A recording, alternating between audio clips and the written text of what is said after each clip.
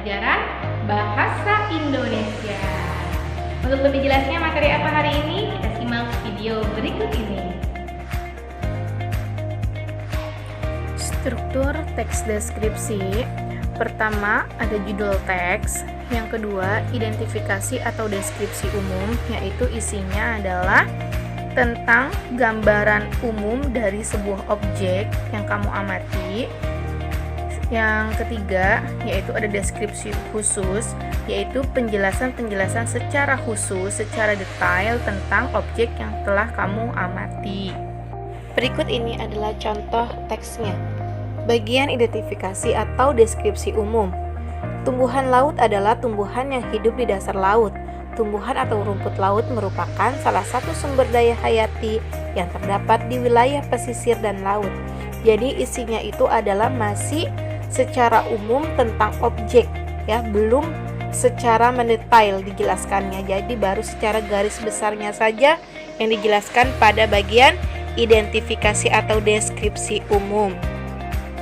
Contoh deskripsi khusus atau di paragraf keduanya, yaitu tumbuhan laut sangat banyak jenisnya. Ada rumput laut, rumput alga, anemon laut, gangga laut, dan lain sebagainya. Jadi di paragraf 2 ini merupakan deskripsi khusus, yaitu paragraf yang menjelaskan tentang jenis-jenis dari tumbuhan laut. Di paragraf ketiga masih berisi deskripsi khusus, yaitu menjelaskan tentang manfaat dari tumbuhan laut. Di sini contohnya, tumbuhan laut memiliki banyak manfaat, yaitu bahan untuk hiasan rumah tangga, obat-obatan, bahan untuk ilmu pengetahuan, indikator biologi, dan lain sebagainya. Jadi, paragraf 2 dan paragraf 3 berisi tentang deskripsi khusus. Selanjutnya, kita akan membahas tentang kebahasaan pada teks deskripsi. Pada umumnya, teks deskripsi itu banyak sekali menggunakan kata sifat. Nah, apa itu kata sifat? Kata sifat adalah kata yang menerangkan sifat khusus, watak, atau menyifatkan benda. Ciri kata sifat biasanya ditulis setelah kata benda, tetapi tidak semua kata benda itu memiliki kata sifat.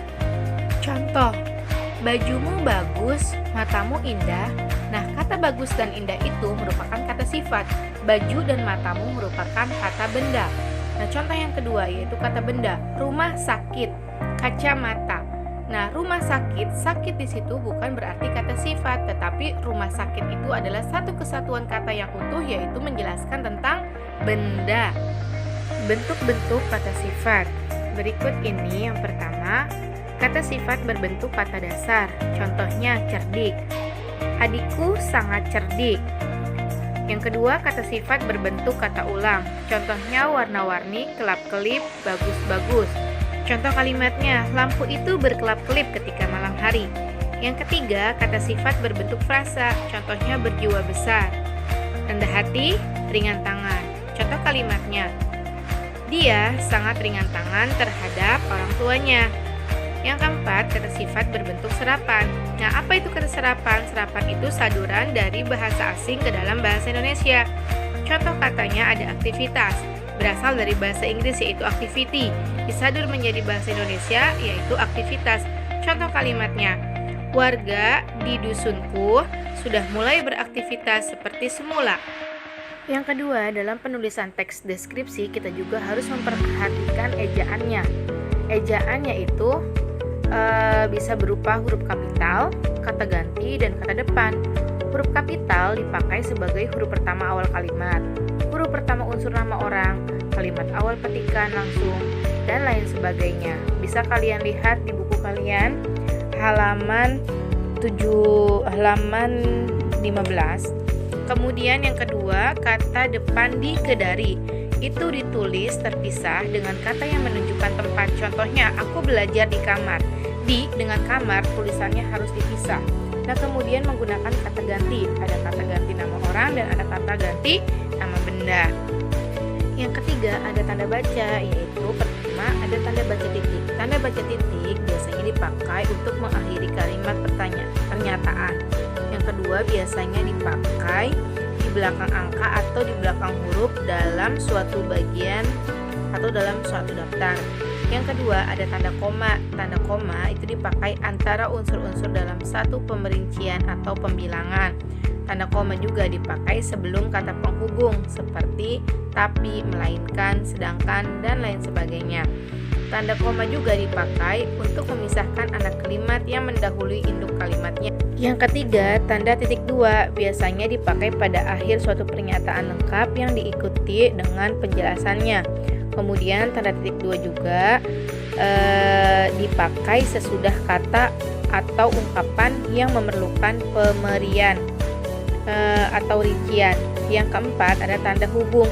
Tanda hubung dipakai untuk menandai bagian kata yang terpenggal oleh penggantian baris. Yang kelima, ada tanda tanya. Itu digunakan untuk mengakhiri kalimat tanya. Yang keenam, ada tanda seru. Itu digunakan untuk mengakhiri ungkapan yang berupa seruan atau perintah yang menggambarkan kesungguhan, ketidakpercayaan, atau emosi yang kuat. Yang ketujuh, ada tanda petik. Tanda petik ini digunakan untuk mengapit petikan langsung yang berasal dari pembicaraan, naskah, atau bahan tulisan lainnya. Yang kedelapan, ada tanda kurung. Tanda kurung ini dipakai untuk mengapit tambahan keterangan atau penjelasan. Untuk lebih jelasnya, kalian bisa baca di buku kalian, buku Bahasa Indonesia tentang kebahasaan, itu mulai dari halaman 16 sampai dengan halaman 22. Di situ sudah lengkap semuanya.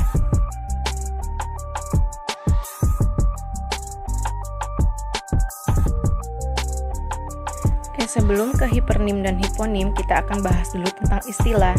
Apa itu istilah? Istilah adalah kata atau gabungan kata yang mengungkapkan suatu makna, konsep, proses, keadaan, atau sifat dalam bidang tertentu. Istilah itu dibedakan menjadi dua, ada istilah umum dan istilah khusus. Kalau istilah khusus yaitu istilah yang maknanya terbatas. Nah, sedangkan istilah umum yaitu yang maknanya luas. Istilah khusus dan istilah umum ini bisa dikatakan sebagai hipernim dan hiponim. Hiponim adalah suatu kata atau frasa yang memiliki arti khusus dan terkandung dalam kelompok, jenis, atau satuan tertentu. Nah, hiponim dikatakan juga sebagai kata khusus. Sedangkan hipernim adalah kata umum dan disebut juga sebagai superordinat. Hipernim mencakup makna yang terkandung dalam hiponim. Jadi hipernim itu sama dengan kata umum. Contoh antara hipernim dan hiponim. Di sini ada kata hewan. Kata hewan itu masih umum atau hipernim. Nah, kita bagi lagi hewan. Ada hewan burung, ada reptil, ikan, dan amfibi. Burung, reptil, ikan, dan amfibi ini dikategorikan sebagai hiponim atau kata khusus. Nah, tapi dari kata khusus tersebut masih ada lagi di bawahnya, yaitu kata burung. Kata burung dikatakan juga sebagai hipernim karena burung masih ada jenisnya lagi, maka kita bagi lagi. Ada burung merpati, burung gagak, dan burung elang. Nah, burung merpati, gagak, dan elang itu merupakan hiponim atau kata khusus. Contoh yang kedua dalam sebuah paragraf yaitu di rumah Andi terdapat berbagai macam kendaraan seperti sepeda motor, mobil, becak, dan truk. Nah, hipernimnya yang mana? Yaitu kendaraan. Lalu hiponimnya sepeda motor, mobil, becak, dan truk.